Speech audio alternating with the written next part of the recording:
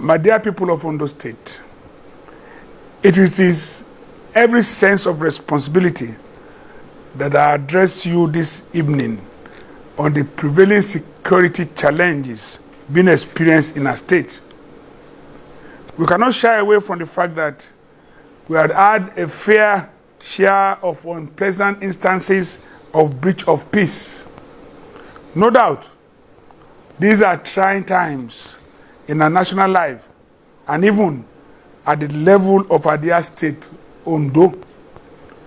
The different shades of insecurity have not only taken an appreciable toll on governance. Our focuses as a people for individual endeavors have been brazenly compromised and distastefully distracted. It is obvious that our armed forces and other security agencies, in spite of their patriotism and display zeal, appear to be overstretched, if not overwhelmed, by this enormous security challenge. Understandably too, our dear state, like others, is encumbered for obvious reasons in its avowed efforts to stem this ugly tide. My dear people, we want to assure you that our administration will not shy away from its responsibility of providing adequate security for all peaceful residents in Ondo State, irrespective of their tribe or religion. In recent weeks, our state has witnessed relative peace. However, we have noticed some serious matters that we need to address before they degenerate into an unimaginable proportion. These include, but not limited to, the following areas: influx of strange faces into our state. 2, activities of cultists. 3, irresponsible use of social media. 4, chieftaincy, tussles, and land dispute. It should be recalled that about 42 persons whose suspicious presence had caused a security scare around the army barracks Okutupa some days ago obviously created some level of curiosity and anxiety. These persons, who are alleged transported from the north for a non-existent security training, have since been profiled by the Amotekun Corps before repatriation to their respective states. I've instructed all our security agencies to confront with renewed vigor all criminal elements in our state. Any individual found carrying illegal weapon should be arrested and prosecuted.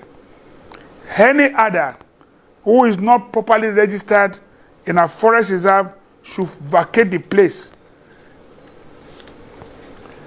One emerging security concern that our state is facing is the unfortunate activities of cultists.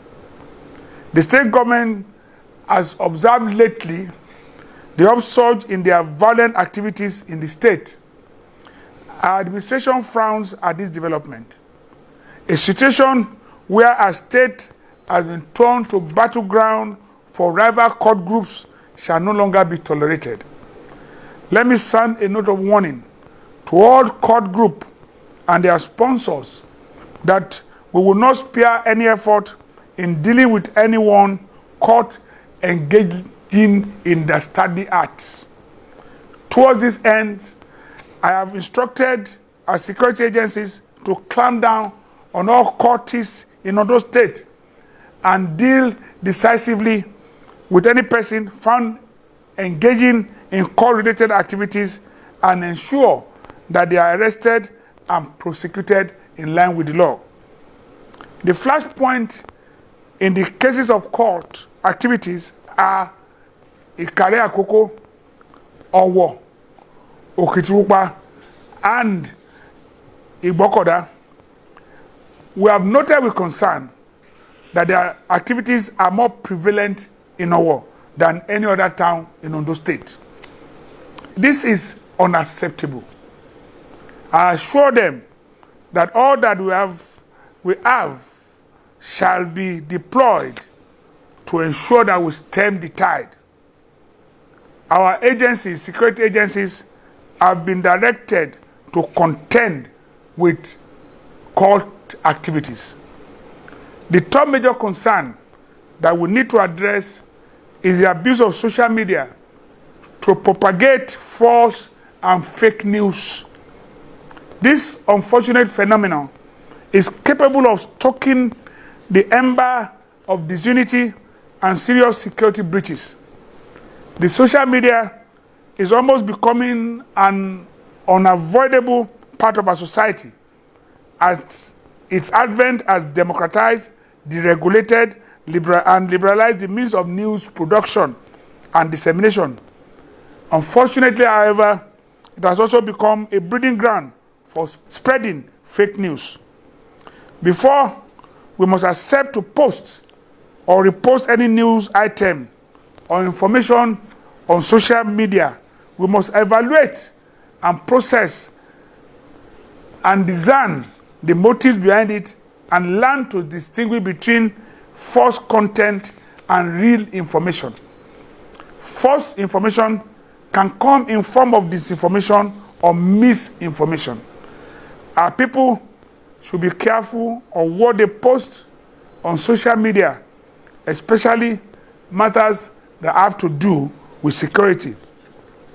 Accordingly, any security matter henceforth should be referred to the relevant security agencies rather than posting unsubstantiated claims.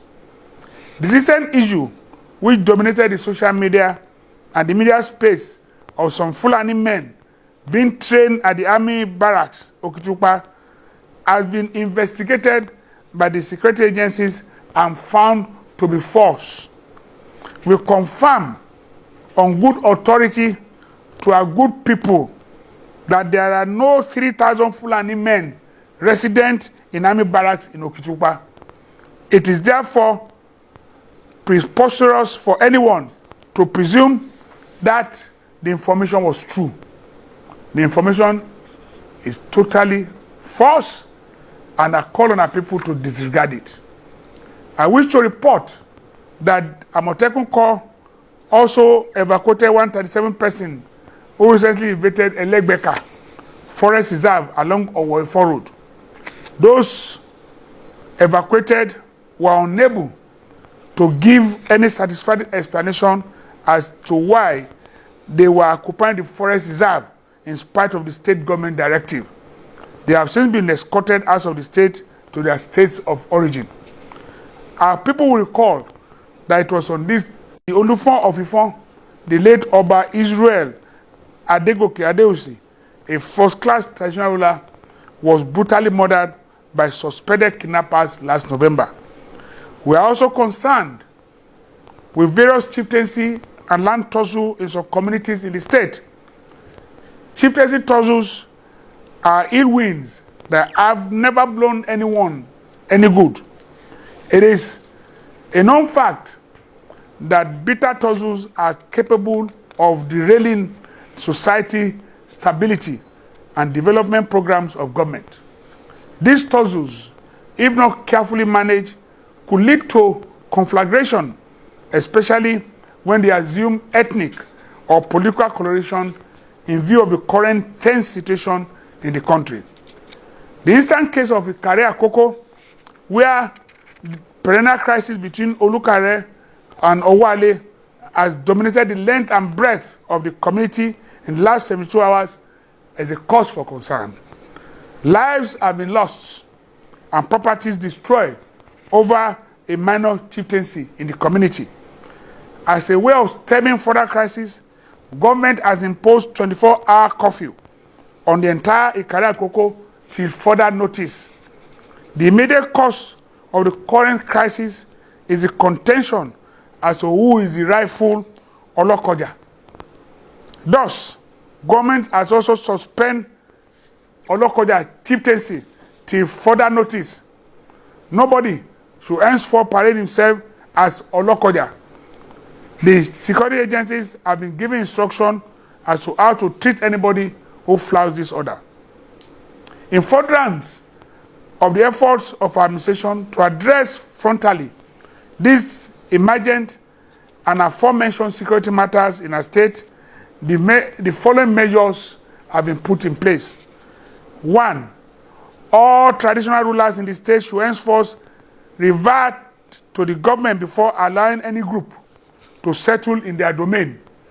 Any departure from this will be sanctioned. All residents should be vigilant and report any untoward movement in their areas to relevant security agencies. Any traditional ruler that is found unable to contain the activities of cultists in his domain shall be sanctioned by the government according to the law. The state government will not hesitate to impose 24-hour curfew on any community where there are crises, and any culpable traditional ruler shall be sanctioned. Every individual having illegal firearms are advised to submit them to the security agencies, as government has mandated the security agencies to prosecute any person found with such weapons. And lastly, parents are advised to control their words on the use of drugs and other enablers, as security agencies have been mandated to be on guard with a view to apprehending users of such drugs. My dear people of Ondo State, the issue of security is a collective business which should not be left in the hands of government alone. We must all appropriate, own, and personalize it. It is my belief that with God on our side, with the required political will and your support, we will be able to put these security challenges behind us. Thank you all, and God bless.